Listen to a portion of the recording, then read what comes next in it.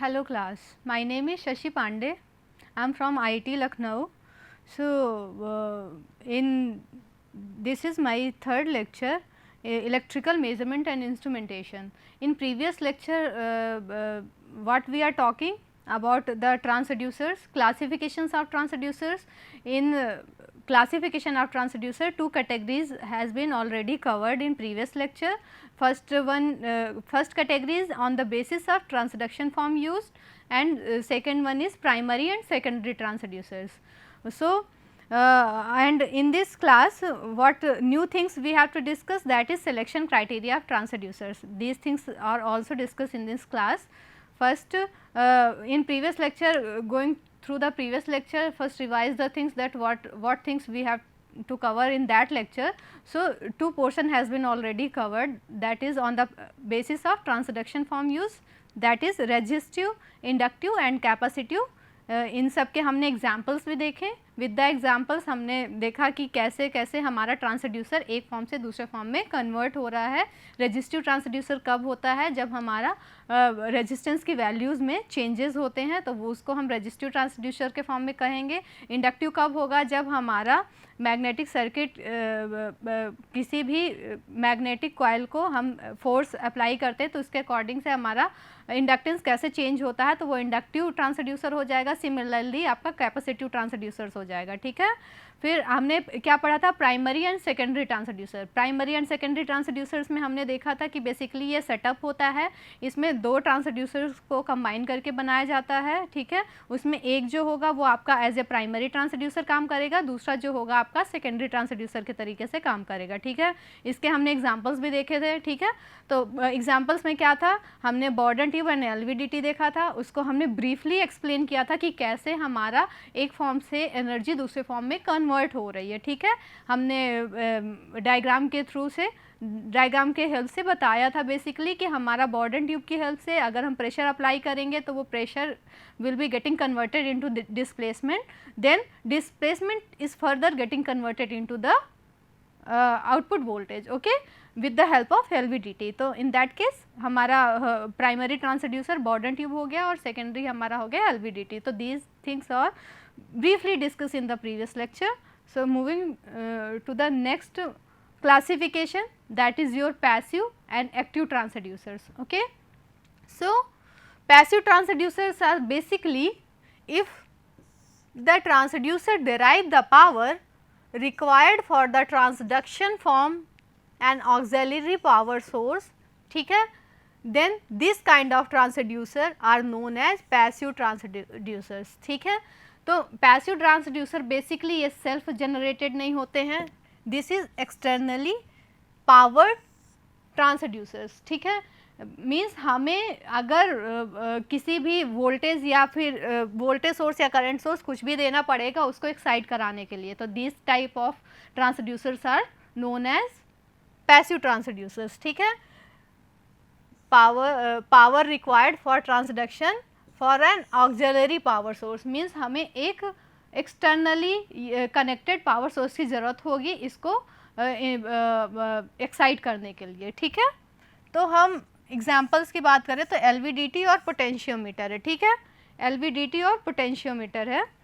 इसके एग्जांपल, इसमें हमें कोई भी आउटपुट सोर्स या फिर एक्सटर्नल सोर्स कनेक्ट करना पड़ेगा इनको एक्साइट कराने के लिए. ठीक है. तो this type of transducers are known as passive transducers. ठीक है.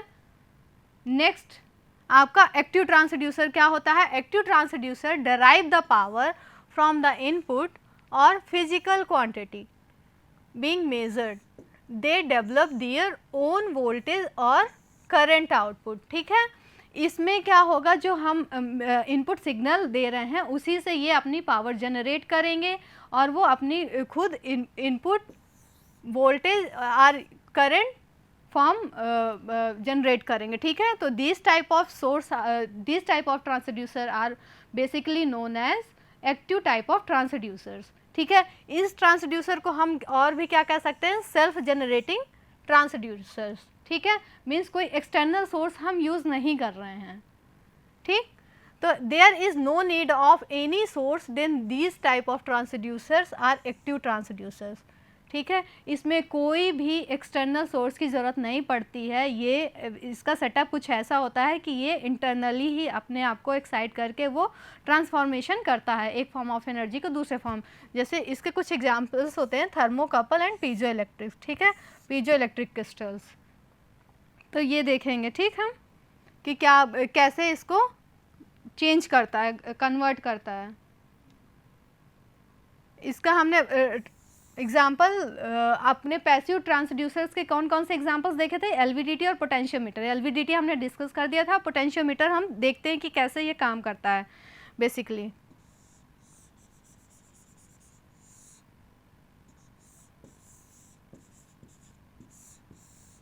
ये आपका कोई वाइपर है,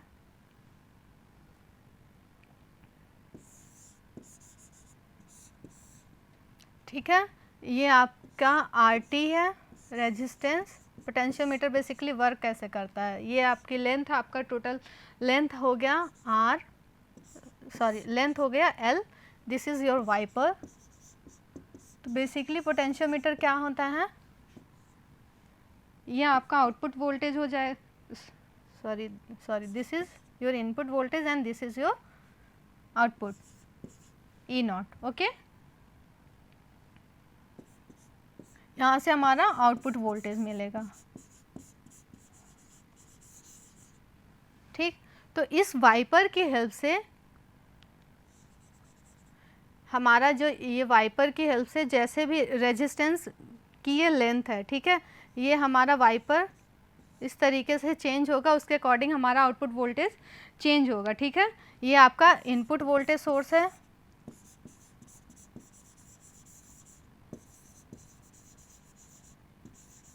ठीक है, this is your E I, this is your E not, और ये आपका वाइपर है, ठीक है। रेजिस्टेंस की ये टोटल लेंथ है, ठीक है, this is your R T. तो हम अगर ई नॉट की बात करें तो ई नॉट हमारा क्या होगा basically, X I divided by L into E I, ठीक है। जो हमारा आउटपुट वोल्टेज होगा वो एक्स आई यहाँ पे आपका डिस्प्लेसमेंट है, ठीक।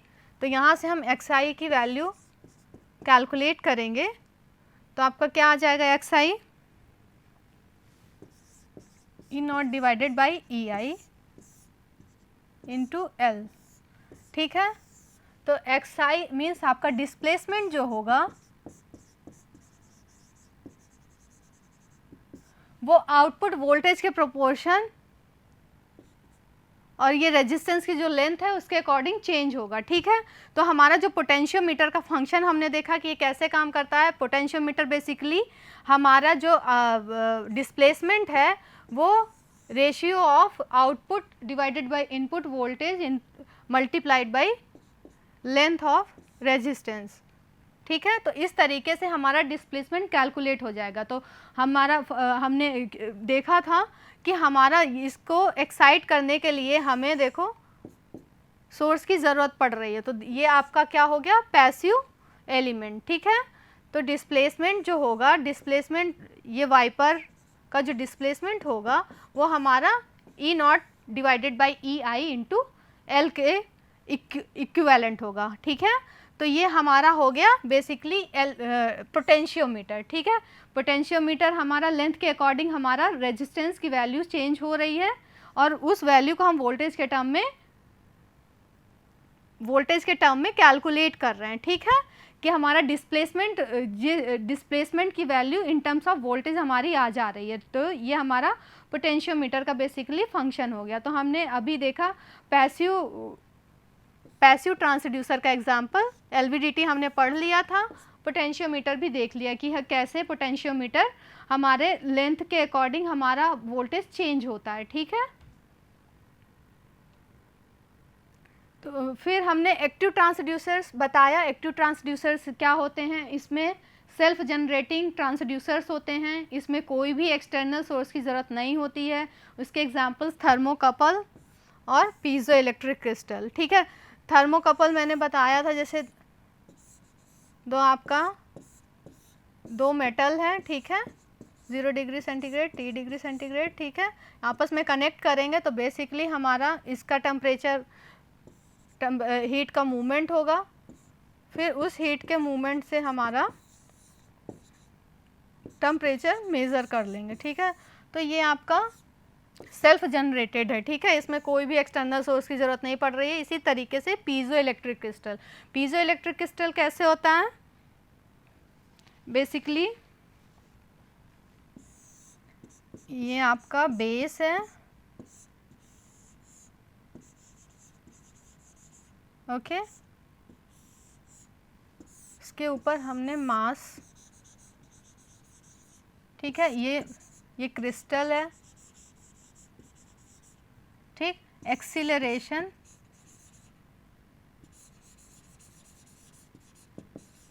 जब हम बेस को एक्सीलरेशन प्रोवाइड करेंगे, these are your metallic electrodes, okay.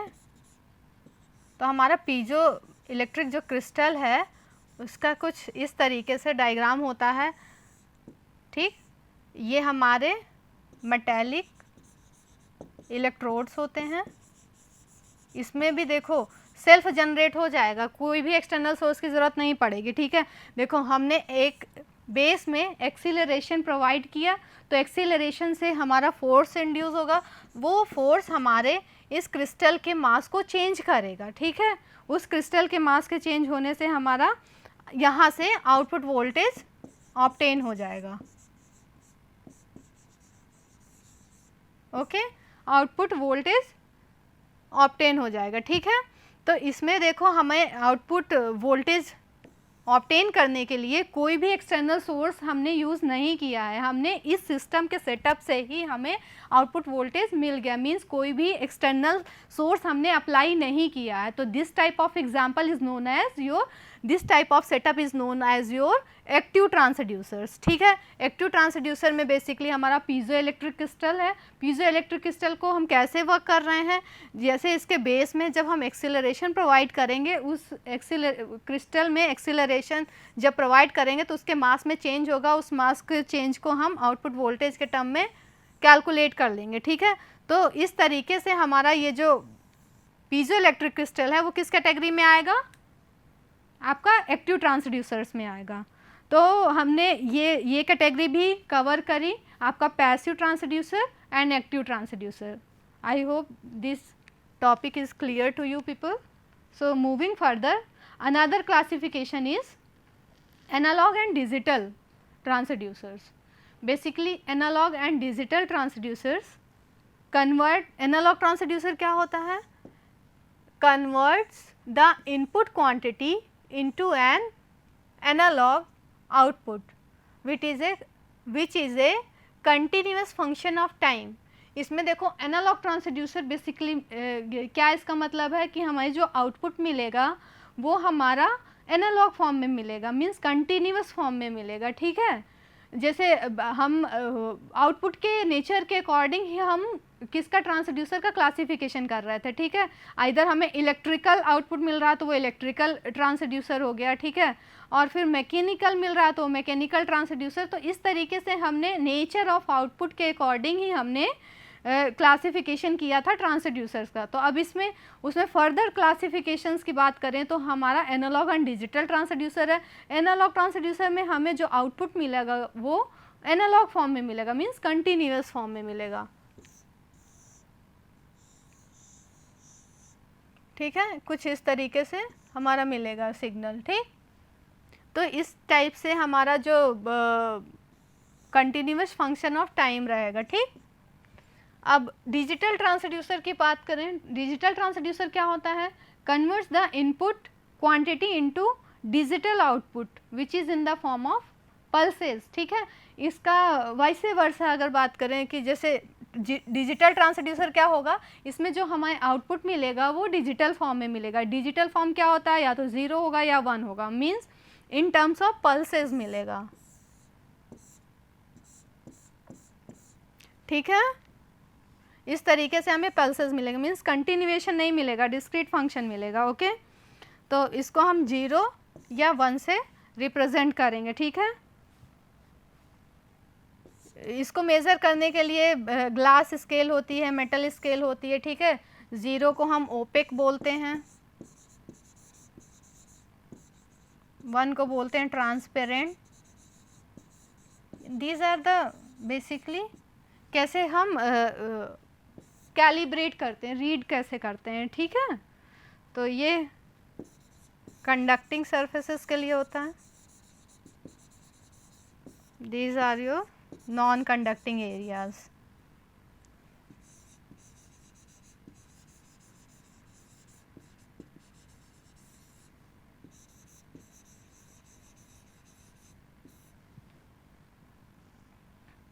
Okay तो हम इसमें देखें कि एनालॉग एंड डिजिटल ट्रांसड्यूसर्स कैसे होते हैं, उनको हम कैसे कैलिब्रेट करते हैं। बेसिकली हम उसका नेचर देखते हैं, आउटपुट का नेचर कैसे होता है कि एनालॉग फॉर्म में है तो वो एनालॉग ट्रांसड्यूसर हो जाएगा, डिजिटल फॉर्म में है तो वो डिजिटल ट्रांसड्यूसर हो जाएगा, ठीक है। तो ये आपका एनालॉग एंड डिजिटल ट्रांसड्यूसर हो गया। नेक्स्ट जो लास्ट कैटेगरी है that is your transducer and inverse transducer, ठीक। तो ट्रांसड्यूसर क्या होता है, आपको डे 1 से यही बताया जा रहा है कि transducer is a device which convert non electrical quantity into an electrical quantity, ठीक। तो हमारा ट्रांसड्यूसर आपका नॉन इलेक्ट्रिकल क्वांटिटी को इलेक्ट्रिकल क्वांटिटी में कन्वर्ट करता है, ठीक। अब इन्वर्स ट्रांसड्यूसर की बात करेंगे तो inverse transducer as name implies that this is inverse of transducer means आपका electrical quantity has been getting converted into non electrical quantity, okay. So inverse transducers convert an electrical quantity into a non electrical quantity, ठीक है। तो इसमें current carrying coil in a magnetic field, ठीक। Current carrying coil in a magnetic field में basically हमारा जो input है वो हमारा इलेक्ट्रिकल है, ठीक है। इलेक्ट्रिकल इनपुट हम दे रहे हैं, जो हमें आउटपुट मिल रहा है वो किस फॉर्म में मिल रहा है, फोर्स के फॉर्म में, मीन्स मैकेनिकल। तो this is your inverse transducer. Electrical आपने सिग्नल दिया, it will be getting converted into mechanical, then this type of classification is known as inverse transducers, ठीक है। तो हमने बेसिकली ये 5 पोर्शंस है, क्लासिफिकेशंस है बेसिकली जो हमने ब्रीफली कवर किया क्लासिफिकेशन ऑफ ट्रांसड्यूसर्स में, ठीक है। तो आपको हमेशा याद रखना है कि क्या क्या होते हैं क्लासिफिकेशन की बात करें तो हमारा हो गया nature on the form of transduction, इसमें हो गया आपका R, L एंड C, ठीक है। ट्रांसडक्शन में दूसरी कैटेगरी हमने क्या पढ़ी थी, दूसरी हमने पढ़ी थी प्राइमरी। आपको ये सब पता होना चाहिए अच्छे से, इनके सारे एग्जाम्पल्स भी पता होने चाहिए, ब्रीफली लिखने के लिए इम्पॉर्टेंट है आपका। On the basis of transduction form use resistive, inductive, capacitive. Next category हमारी आपका हो गया प्राइमरी एंड सेकेंडरी। फिर तीसरा हमने क्या पढ़ा था, तीसरा हमने पढ़ा था analog and digital, okay. Analog and digital पढ़ा था। फिर हमने नेक्स्ट कौन सा पढ़ा था, ट्रांसड्यूसर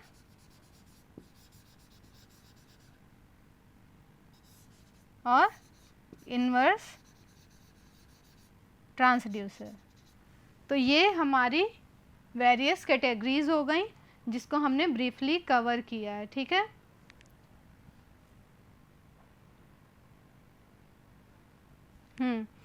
एक रह गया आपका यहाँ पे, आपका on the form of transduction में आपका रेजिस्टिव, इंडक्टिव, कैपेसिटिव, फिर आपका primary, secondary, active and passive transducers, ठीक है।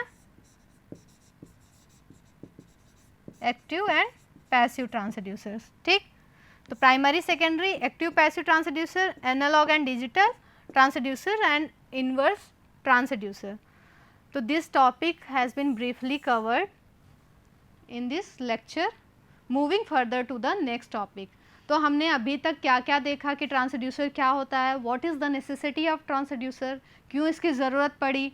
तो बेसिकली हम being an electrical engineer means हमारी इलेक्ट्रिकल में इसकी क्या नेसेसिटी है, क्या क्यों हमने इसका इन्वेंशन किया. तो बेसिकली बात ये थी कि जैसे हम इलेक्ट्रिकल के हैं तो हमें इलेक्ट्रिकल क्वांटिटी ही यूज़ कर सकते हैं, ठीक है. तो जैसे नॉन इलेक्ट्रिकल क्वांटिटीज़ हैं या फिर एक फॉर्म ऑफ एनर्जी को हमें इलेक्ट्रिकल में यूज़ करना है, तो उसके लिए हमने ट्रांसड्यूसर्स आया. ट्रांसड्यूसर बेसिकली क्या करता है, कोई भी नॉन इलेक्ट्रिकल क्वांटिटी को इलेक्ट्रिकल में कन्वर्ट कर देता है. तो वो सारी इलेक्ट्रिकल क्वांटिटीज़ को हम यूज़ कर लेते हैं इलेक्ट्रिकल पर्पसेस के लिए, ठीक है. तो this is the overall conclusion of transducer, ठीक है. हमने क्लासिफिकेशन भी देख लिया और इसके कंपोनेंट्स भी देख लिया. बेसिकली कौन कौन से कंपोनेंट होते हैं, सेंसिंग एलिमेंट होता है, ट्रांसडक्शन होता है, ठीक है. सेंसिंग एलिमेंट क्या करता है, बेसिकली ये सेंस करता है, सेंस करने के बाद उसको रेस्पॉन्स करता है, उसके बाद उस रेस्पॉन्स को ट्रांसडक्शन में पुट करता है. ट्रांसडक्शन का बेसिक फंक्शन क्या होता है, एक फॉर्म ऑफ एनर्जी को दूसरे फॉर्म ऑफ एनर्जी में कन्वर्ट करता है. तो all these things has been covered. So moving further to the next topic, that is your selection criteria of transducers. Means हम किसी भी ट्रांसड्यूसर की डिज़ाइनिंग के लिए क्या क्या क्राइटेरियाज होंगे जिसको हम माइंड में रख के उस ट्रांसड्यूसर की डिज़ाइन करेंगे, ठीक है. और what are the factors which are affected for choosing a transducer, ठीक है. तो क्या क्या चीज़ें हम माइंड में रखेंगे while designing a transducers, that this transducer will work in any condition, in any atmospheric condition, in any environmental condition, for any purpose of operating principle, or its sensitivity will be high, means our whatever transducer we are designing, that will be sensitive towards the signals, okay. So all these things we have to discuss. So factors affecting the choice of transducers. Following factors influence the choice of a transducer for measurement of a physical quantity. तो ये पहला आपका हो गया, पहला जो factor होगा which can affect the transducer, that is your operating principle, ठीक है. ये the transducers are so many times selected on the basis of operating principle used by them. Means हम किस प्रिंसिपल का यूज़ कर रहे हैं, बेसिकली दैट ऑपरेटिंग प्रिंसिपल में be resistive, inductive, capacitive, opto electronic और पीजो इलेक्ट्रिक, ठीक है. मीन्स हम उसमें कौन सा प्रिंसिपल अप्लाई कर रहे हैं, that is ensured by your operating principle, ठीक है. अगर हम रेजिस्टिव टाइप का ट्रांसड्यूसर यूज़ कर रहे हैं तो उसमें हम रेजिस्टिव ट्रांसड्यूसर का प्रिंसिपल यूज़ करेंगे, ठीक है. तो ये फर्स्ट और फॉरमोस्ट क्राइटेरिया है किसी भी ट्रांसड्यूसर को डिज़ाइन करने के लिए, ठीक है. सेकेंड आपका है सेंसिटिविटी. सेंसिटिविटी क्या होती है, the transformer should give sufficient output signal per unit of measured input in order to yield meaningful data, ठीक है. मीन्स हमारा जो सिग्नल, जैसे हमने किसी भी डिवाइस में इनपुट प्लेस किया, उसके बाद आउटपुट आया, ठीक है. तो इनपुट क्वांटिटी के अकॉर्डिंग हमें आउटपुट सिग्नल मिल रहा है कि नहीं, वो रिस्पॉन्स कर रहा है कि नहीं, that is more important. This term is known as your sensitivity. Means our transducer, whatever transducer we are design, that is sensitive towards the signal, okay. So the transducer should give a sufficient output signal per unit of measured input in order to yield a meaningful data, okay. Third is your operating range, ठीक. operating range में क्या होगा, the transducer should maintain the range requirement and have a better resolution over its entire range. Means our transducer, whatever transducer we are designing, it will be flexible towards its ranges, ठीक है, कि अलग अलग range पे ये काम कर रहा है कि नहीं कर रहा है, ठीक है. Next very important thing, that factor is very important, that is your accuracy. High degree of accuracy is necessary for the measurement. Basically देखो हम क्या कर रहे हैं, कोई भी ट्रांसड्यूसर की डिज़ाइनिंग कर रहे हैं तो उसमें हम देख रहे हैं कि कैसे हमारा एक्यूरेट है कि नहीं है, मींस जो हमें इनपुट सिग्नल हमने दिया है उसके अकॉर्डिंग आउटपुट हमें इतना मिलना चाहिए, वो मिल रहा है कि नहीं मिल रहा है, नहीं मिल रहा तो it means some error will be there. और ऐसा in ideal cases it is possible, but in practical some inherent error will be there. So वो नेचुरल है, बट हम अपने एंड से जितना डिज़ाइन कर सकते हैं एक्यूरेटली वो हम पैरामीटर्स को कंसीडर करके हम ट्रांसफार्मर की डिज़ाइन ट्रांसड्यूसर की डिज़ाइनिंग करेंगे।